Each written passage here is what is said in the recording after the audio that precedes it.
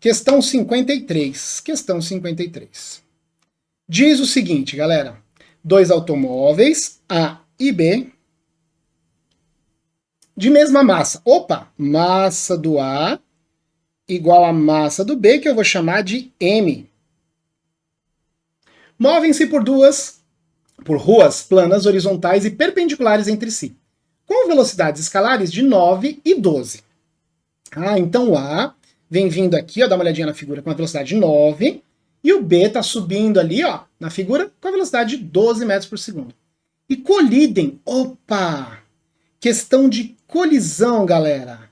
Questão de colisão, galera. Lembra? Macetinho, ó. Quem gosta de macete? Normalmente, tudo que termina com ão, colisão, desintegração, empurrão, explosão, já é uma dica para você usar o princípio da conservação da quantidade de movimento, que é o sistema isolado. O que era isso mesmo, Meca? A quantidade de movimento antes da colisão é igual à quantidade de movimento depois da colisão. Que é antes igual a que depois. Perfeito? Chamado sistema isolado. Então nós vamos usar o princípio da conservação da quantidade de movimento, tá? Aí ele fala o seguinte, ó.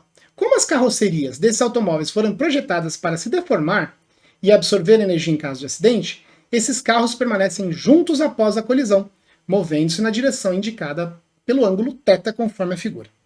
Galera, lembre-se que há 3 tipos de colisão, né? Colisão elástica, colisão inelástica e colisão parcialmente elástica. A ideia é a seguinte, turma, cada um desses tipos de colisão, a gente vai ter um coeficiente de restituição diferente. Só que os coeficientes de restituição é muito raro de cair nas provas da VUNESP. Então, em geral, nas provas da Fundação VUNESP, basta que você saiba o conceito de que colisão, a quantidade de movimento antes, é igual à quantidade de movimento depois, tá bom? Depois, se vocês quiserem uma explicação mais detalhada sobre o coeficiente de restituição, posso fazer um vídeo ou até uma live, se vocês quiserem, tá bom? Muito bem.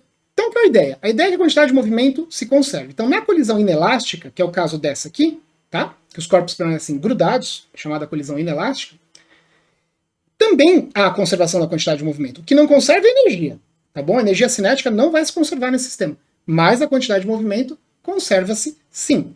E lembre-se, ó, fiz questão de fazer aqui, ó, quantidade de movimento, olha isso aqui, ó, é uma grandeza vetorial. Meca, eu lembro que quando você fala que a coisa é vetorial, 2 mais 2 não dá 4. Não.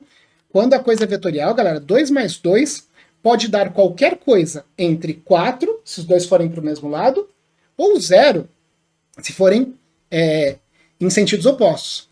Então, o que acontece? Quando a gente fala, o cara tem uma quantidade de movimento de x, e o outro tem quantidade de movimento de x, não quer dizer que a soma dá 2x. Depende do ângulo que está sendo formado por esses caras. Então, as grandezas físicas vetoriais na física, as grandezas físicas vetoriais, elas, a gente tem que tomar muito cuidado, porque não é só fazer soma de números, tá bom? Então, qual que é a ideia? Repara, a quantidade de movimento do corpo A, desse carrinho A, ela é para a direita. Tá. Então, como que a gente calcula a quantidade de movimento desse cara aqui, ó? Vamos lá. Relembrando, quantidade de movimento, galera. Meca, eu nunca lembro essa fórmula de quantidade de movimento. Cara, usa o conceito, ó. Quantidade. Na física, quantidade de matéria. Massa. Movimento. Velocidade. Então, quantidade de movimento é a massa vezes a velocidade. Tá, legal. Na faculdade vai ser chamado de momento linear, tá bom? Mas a gente chama de quantidade de movimento aqui no ensino médio, tá bom? Beleza, JetBrains, cara, você vai passar numa boa de direito, cara, com certeza. Só de estar numa quinta-feira, 7 horas da noite, assistindo uma live de física, você tá no caminho certinho, meu velho. Vamos lá. Então, massa vezes velocidade. A massa, galera, eu não sei. Então, a quantidade de movimento desse carrinho A aqui, ó, tá no eixo X e é a massa vezes a velocidade, que vale quanto? Aí, 9, ó. Beleza. O outro, galera, vai ter uma quantidade de movimento aqui, ó, no eixo Y, aqui, ó, que vale quanto essa quantidade de movimento do corpo B aqui, ó? Vai ser a massa, que é M, vezes a velocidade, que vale 12, ó. Caraca! Então a quantidade de movimento inicial, ó, a soma desses vetores, ó, vai dar essa hipotenusa aqui. Novamente, meus lindos. Novamente, meus lindos. Triângulo pitagórico. Um lado é 9m, que é múltiplo de 3. O outro lado é 12m, que é múltiplo de 4. Ah, aqui, ó, a quantidade de movimento vai dar o quê? 15m. Mecão, eu não entendi. Pode mandar o Pitágoras, cara. Se você não entendeu, cara, faz assim, ó. A hipotenusa ao quadrado é a soma dos quadrados dos catetos. Vai ser 9m, tudo isso ao quadrado, mais 12m, tudo isso ao quadrado. E se você fizer essa conta, você vai chegar que a hipotenusa vai dar 15m.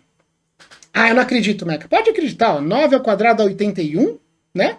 12 ao quadrado dá 144. 81 com mais 144, 225. Raiz de 225 dá 15. E como era m elevado ao quadrado, extrair a raiz vira m. Pronto. Então a quantidade de movimento vale 15m. Tá bom?